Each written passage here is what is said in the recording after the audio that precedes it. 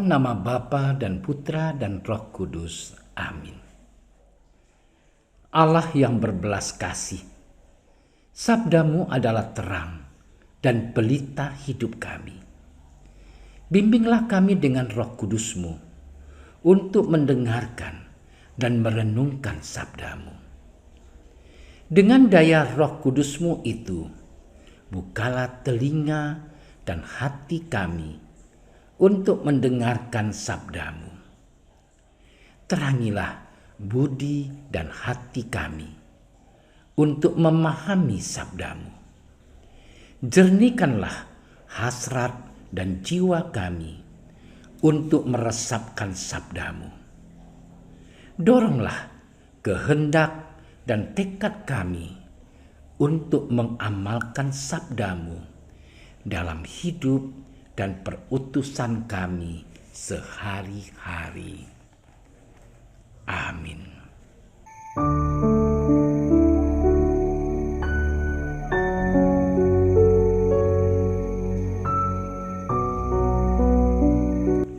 Pada suatu hari, dalam pengajarannya, Yesus berkata kepada orang banyak, "Hati-hatilah terhadap ahli-ahli Taurat yang suka berjalan-jalan memakai jubah panjang dan suka menerima penghormatan di pasar, yang suka duduk di tempat terdepan di rumah ibadat dan di tempat terhormat dalam perjamuan, yang menelan rumah janda-janda, sedang mereka mengelabui mata orang dengan doa yang panjang-panjang.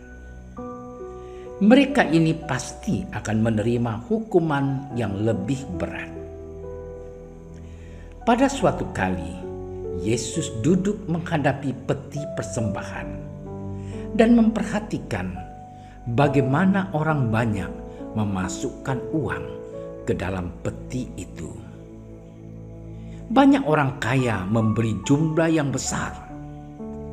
Lalu datanglah seorang janda yang miskin, dan ia memasukkan 2 peser, yaitu 1 duit. Maka dipanggilnya murid-muridnya dan berkata kepada mereka,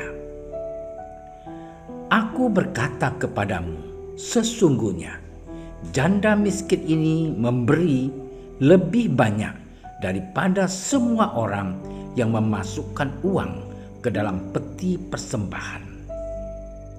Sebab mereka semua memberi dari kelimpahannya, tetapi janda ini memberi dari kekurangannya, semua yang ada padanya, yaitu seluruh nafkahnya." Demikianlah sabda Tuhan.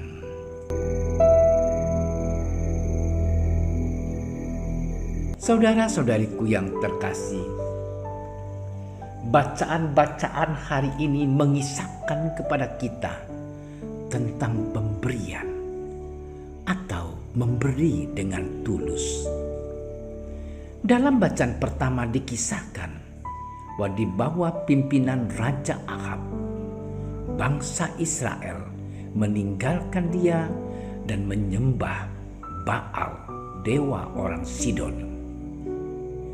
Dengan menghentikan hujan, Tuhan hendak menyatakan bahwa Dia yang berkuasa atas tanah dan air, termasuk atas cuaca. Bencana yang menimpa Israel rupanya sangat hebat, sehingga sungai Kerit pun akhirnya kering juga. Meskipun begitu, penyelenggaraan Tuhan terhadap Elia terus berlanjut. Disuruhnya sang nabi mengadakan perjalanan kedua, kali ini ke Sarfat. Di sana ada seorang janda yang telah diperintahkan Tuhan untuk memberinya makan.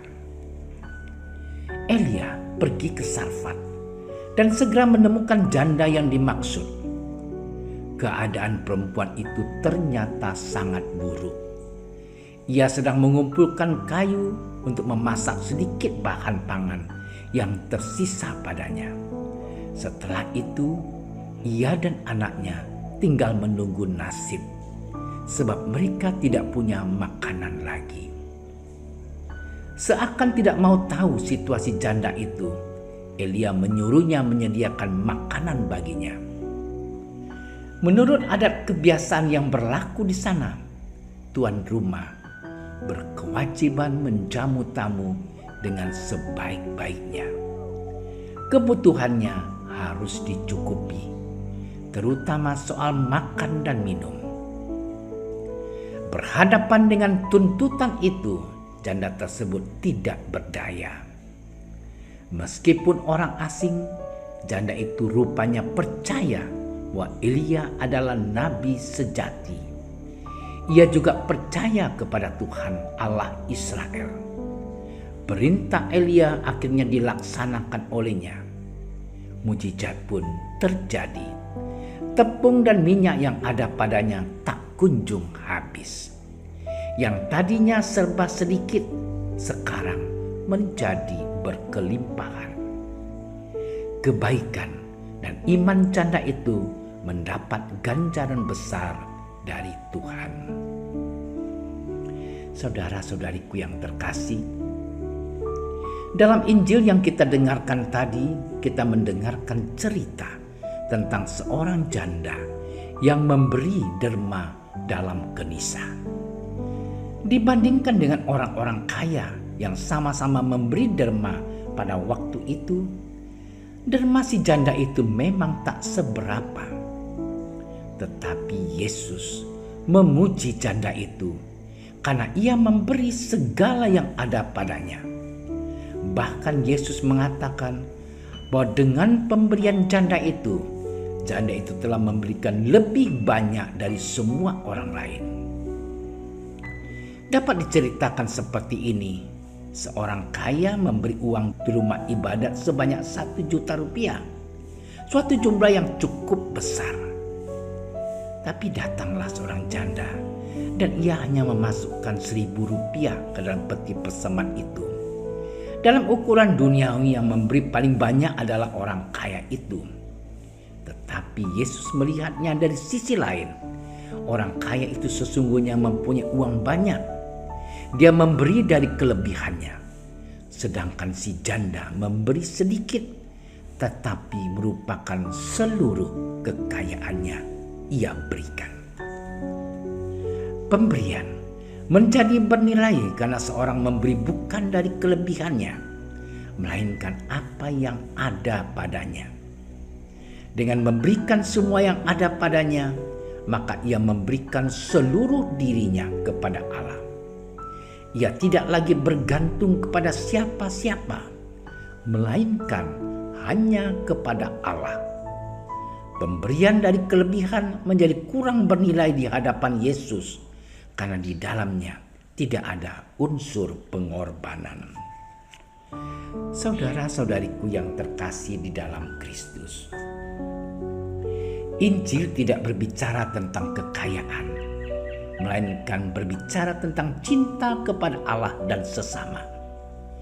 Cinta kita kepada Allah dan sesama menjadi sungguh berarti kalau kita bisa memberikan diri kepada Allah dan sesama. Banyak orang kaya yang memberikan uang dalam jumlah yang besar, tetapi mereka tidak memberikan dirinya sendiri. Pemberian diri kepada Allah dan sesama adalah aspek penting dalam penghayatan agama yang benar. Orang yang memberi dari kelimpahannya tidak punya beban. Tetapi janda miskin itu memberi dari kekurangannya, seluruh nafkahnya. Bagi dirinya sendiri, dia tidak mendapat apa-apa. Semuanya diserahkan kepada Tuhan. Kerelaan dan ketulusannya sebagai berbagi secara total tanpa memikirkan dirinya sendiri, itulah yang dipuji oleh Yesus. Saudara-saudariku yang terkasih, kita bisa memberi secara penuh dan bukan setengah-setengah atau ala kadarnya. Hidup akan bermakna bila kita memberikan diri sepenuhnya dalam segala totalitas untuk panggilan dan perutusan kita, entah di tengah keluarga, gereja, dan masyarakat. Ukuran totalitas bukanlah dari kuantitas atau dari banyaknya sesuatu yang kita berikan, melainkan dari keikhlasan hati dan tujuan yang benar dalam menyerahkan sesuatu yang berharga untuk kepentingan Tuhan dan sesama. Saudaraku yang terkasih, bagaimana dengan kita? Apakah kita juga rela memberikan dengan totalitas waktu, tenaga, harta milik, dan apa yang kita miliki untuk Tuhan? Selamat bermenung. Tuhan memberkati.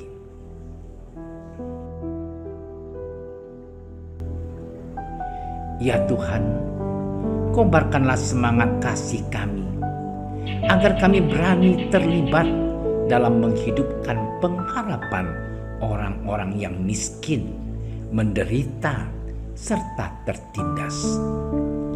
Semoga kami memiliki kerelaan untuk berbagi satu sama lain atas segala sesuatu yang Kau anugerahkan kepada kami. Demi Kristus, Tuhan dan pengantara kami. Amin. Dalam nama Bapa dan Putra dan Roh Kudus. Amin. Doa Santo Yusuf. Salam penjaga Sang Penebus, suami perawan Maria yang terberkati. Kepadamu Allah mempercayakan putra tunggalnya. Kepadamu Maria menaruh kepercayaannya. Bersama denganmu Yesus menjadi manusia. O Yusuf yang terberkati, perlihatkanlah dirimu sebagai seorang bapa juga bagi kami, dan bimbinglah kami di sepanjang perjalanan hidup. Perolehkanlah bagi kami rahmat, belas kasih, dan keberanian, dan lindungilah kami dari segala yang jahat. Amin. Bapa kami yang ada di surga, dimuliakanlah namamu. Datanglah kerajaan-Mu, jadilah kehendak-Mu di atas bumi seperti di dalam surga.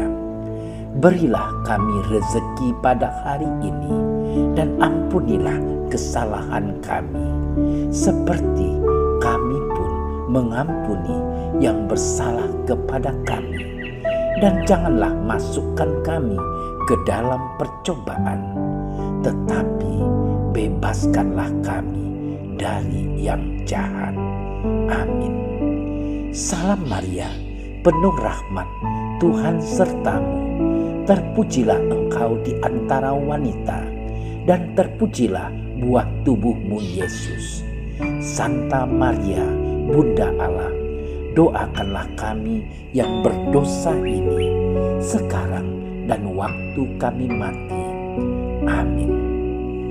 Kemuliaan kepada Bapa dan Putra dan Roh Kudus, seperti pada permulaan, sekarang, selalu, dan sepanjang segala masa. Amin. Terima kasih sudah menyaksikan renungan hari ini. Jangan lupa like, subscribe, dan aktifkan tombol loncengnya agar Anda yang pertama mendapatkan notifikasi updatean renungan harian dari Komsos Keuskupan Padang, dan bagikan ke sosial media agar saudara-saudara kita dapat mendengarkan dan merenungkan firman Tuhan.